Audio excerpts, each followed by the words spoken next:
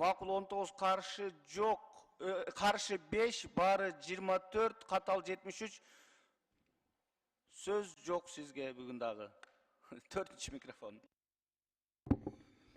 Bu ayavay jaman belgi de öte jaman belgi. Бұл emniyeni айтып атады.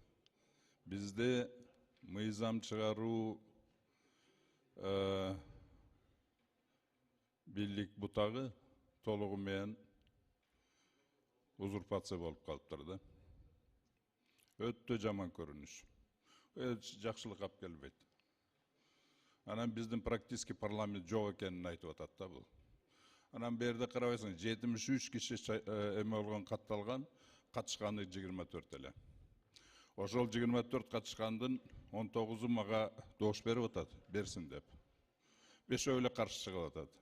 Ошол катышкандардын азыр шайлоодагы эле катышкандардын эле арасында болуп атпайбы? Бар эме менен эле. Президенттин шайлоо, жогорку кеңеш шайлоолор ошону канча катышса ошону эле бүтүрүп коюп атпайсыңарбы? Аймнеге берде 24 кишиден 19-у мага добуш берип атса, отмена кылып атасыңар. Туура эмес да. Ошол туура эмес да, бул силер вообще практически парламентти жок кылып салдыңар да уже. Парламент жок эсе. Өтө жаман көрүнүш. Бул жакшылыкка алып келбейт. Рахмат, Султанбай Абдрашитович, biraz сабырдуулук кылсаңыз, сиз аксакалсыз. Бүгүн орозо күндө жалган айтуунун кереги жок. Бул жерде 24 киши отурган жок, 50ден ашык киши отурат. Бирден санасаңыз болот. Эми ушунун баардыгын коомчулукка сүйлөсөңүз, коомчулук ойлойт, эл ойлойт. Айжигитов туура айтып атат деп сөз бербейт де, сизге мен сөз берип атам. Бир жол бербей койгон жокмун. Көпчүлүк менен чечилип атат. Бул бир. Экинчиси, парламент жок болсо анда эмнеге отурасыз бул жерде? Парламент бар үчүн отурасыз бул жерде. Бул эки. Үчүнчүсү, кеч айтып атасыз, уятыңыздар жок экен, бетиңиздер жок экен. Парламентте отурган депутаттардын уяты да бар, бети да бар, акылы да бар. Анчалык эми сөздө эле сүйлөй бербеш керек да. Мен мындай сабырдуулукка чакырып атам. Демек сиз бүгүн ошондой акыбалда болуп атасыз. Бүгүн мына чек ара маселеси башка боюнча бул жерде кыргыз элинин парламенттин бир эле тилеги бар. Ушул чек ара маселеси батыраак чечилип, бүгүн кол коюлуп, элибизде тынчтык болсун, аймакта тынчтык болсун, өнүгүп өсөйлү деген. Анан эми чыгып алып эле сүйлөй берсеңиз сиздики эп эмес да, Султанбай Абдрашитович. Өзүңүз аксакалсыз, эми кичине парламентке көпчүлүккө баш ийиңиз. Нотариалдык контор деп атасыз. Нотариалдык контор болсо анда бул жерде эмнеге добуш берип отурасыз? Нотариалдык контордо бир кабинетте отуруп алып иштейт ал жерде. Жакшы билесиз. Бул жерде элге керектүү мыйзамдар өз убагында кабыл алынып атат. Экономиканы өстүрө турган, мамлекеттин тагдыры чечиле турган бийик трибуна. Анан сизге сөз бербей койсо эле мындай болбойт, Султанбай Абдрашитович. Кечирип коесуз. Мен сизге кайра сөз берип атам. Сөз бербейсиңер дейсиз. Эгерде мен сөз бербесем, сиз күнүгө 2-3 жолу чыгып сүйлөбөйт элеңиз. Парламенттин көпчүлүктүн чечими бул. Мына дагы бир жолу сөз берейин сизге. 4 микрофон. Урматтуу төрага. Мен граница жөнүндө сүйлөбөймүн. Siz dağılı granitsa жөнүндө айтып атасыз. Мен фракциядан чыгарылганымдын жөнүндө өзүм пикиримди айтып коеюн деп атам. Айтып бербес ошол жерде. Мага 10 минут бериңиз ал жерде. Мен экинчи жолу добушка койбойм. Жок, берде анда мага мындай бир нормальный вакыт бериңиздер. 3 мүнөтүңүз бар, ошол жерден сүйлөй бербеспи, Султанбай Абдрашитович. 5 микрофон. Саламатсыздар, урматтуу кесиптештер, бүтүн Кыргызстан фракциясы Масалиев. Мен урматтуу төрага сизди сабырдуулукка чакырат элем. Орозо күнү бир азга ачуулукка берилбеш керек. Баарыбыз тең. Бир гана Султанбай Абдрашитович эмес, сизге да тиешелүү да. Анан Сураныч, мен убакытты бердим, мен берип атам деген. Регламент боюнча бериш керек да, чыккан кишигечи. Бул милдетибиз баарыбыздыкы. Муну карыз кылбаш керек. Мен сунуш берет элем. Келгиле дагы бир жолу коюп, мыйзамда чек коюлган жок, канча жолу коюлуш керек. Аксакалга сөз берели. Тем более бул чек ара боюнча айтпайт. Башка нерсе айтса, чын эле бул ушул жашка жетип, фракциядан 2 киши куулаган кантет бул? 3 киши. Болбойт да андай нерсе. Прокурор башчы жетекчи болсо, мыйзамда жакшы түшүнөт. Себеп болуш керек. Эгерде кандай бир кылмышка ылайыктуу себеп болсо, фракциянын ичинде быкы-чыкы иш кылганда бул бир жөн. Ал эми өзүнүн пикирин айткан болгондо деле мен көңүл менен укканмын. Өз пикиримди айтып атам деп айттым. Болду деме. Мен сунушум Аксакалга бир сөз берели, сүйлөсүн бир жолу. Ошо бизден кетпейт да.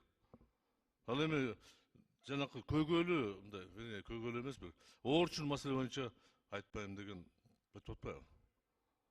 Калган маселе биз талкуулап койсок, мен пикирим боюнча урматтуу кесиптештер, бир колдоп коелучу, дош коюңузчу.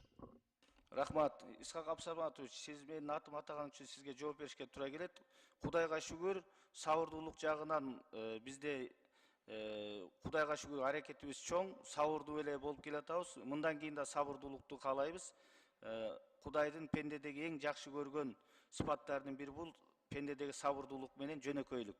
Эми бардык маселе көпчүлүк добуш менен чечилип атат. Эми азыр мен кайра ушинтип сөз бере берсем, бул кийинкиге да прецедент болот. Ошон үчүн добуш көпчүлүк чечтиби, болду, баш ийиш керек көпчүлүккө. Анан сиздерге мен таң калам. Бул жерде сүйлөө, каалаган учурда чыгып сүйлөп атпайсыңар. Ким микрофонуңарды өчүрөт? Сөз сурап атасыңар, берип атабыз. Эгер бербесек айткыла. Мына яркий пример. Бүгүн мына Султан Абдрашидович 3-чү жолу сурап атат сөз. Мына 3-чү жолу берем азыр. Сүйлөңүз. 4-чү микрофон. Урматтуу төрага, сиз мен дагы айтам, мен өз пикиримди эле айтам, чек аралар боюнча эч кандай башка жок. В отличие от многих, мен айтканымды кылам, мен сөзүмдө турамын. Анан кийин бул нерсени өзүңөр эле мындай парламентти жаман көрдүрүп атасыңар да элге. Жөн эле сөз берип койсоңор болот да. Өзүңөр эле жаман көрдүрүп. Мени ровный жерде герой кылып атасыңар. Мага 3 минут жетишпейт. Ошого мен 10 минут сурап атамын. Понимаете? Жөн эле өзүңөр эле жаман көрүнүп атасыңар. Не себептен, эмнеден коркосуңар? Мен өзүм пикиримди айтып койсом эле бир бала болуп калабы? Бул уже какой-то мындай күлкүлүү боло баштап атат да. Анан мен бул вопросту обязательно 10 минутту чыгып, бунда болбосо кийинки жумада дагы 2 күн сурай беремин. Катары менен. Понимаете? Катары менен сурай беремин. Потому что бул менин укугум. Мен өзүмдүн укугумду корой албасам, мен берде эмне кылып отурамын? Элдин укугун мен кантип коргоймун? Понимаете? Ушул жерде бүт барыңарга тиешелүү. Мен азыр только депутаттын укугу жөнүндө эле сөз кылгым келет бу жерде. Ар бириңерге тиешелүү. Силер өзүңөрдүн укугуңарды билип, өзүңөрдүн укугуңарды коргогонду үйрөнгүлө деп силерге айткым келет. Ар бириңерге тиешелүү. Эмнеден коркуп атасыңар? Эмнеден чочулап атасыңар, мен билбейм.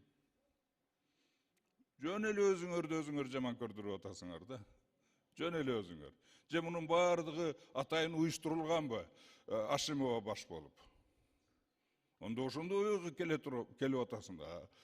Өзүңөн өзүң эле келип атасың. Понимаете, ошондой жыйынтыкка, ошондой мажбурлап атасыңар, ошондой жыйынтык кылганга. Значит, уюштурулган да, заранее эле. Бардыңар биригип алып. Билбейм, бул эмне максат, эмнеге алып барат, эмнеден коркуп атасыңар, мен вообще түшүнбөймүн да. Урматтуу төрага, мен баары бир эме кылып, ар бир жумада чыга беремин. Все равно мен бересиңер мага сөздү. Рахмат, Султан Абдрашидович. Азыр бирөөдөн бирөө корко турган заман эмес, бирөөдөн бирөө корккон заман өткөн, бүттү. Эч кимден коркпойт. Бардыгыбыз бири-бирибизди урматтайбыз, сыйлайбыз. Урматтоо менен сыйлоонун корккондукка алмаштыруу, адаштыруу бул туура эмес. Эгер сизге сөз берилбей калса эле парламент кыргыз элине жаман көрүлүп калса, бул башка сөз. Сиз терең адашасыз. Андыктан кайым айтышпайлы, урматтуу депутаттар, күн тартибине өтөйлү.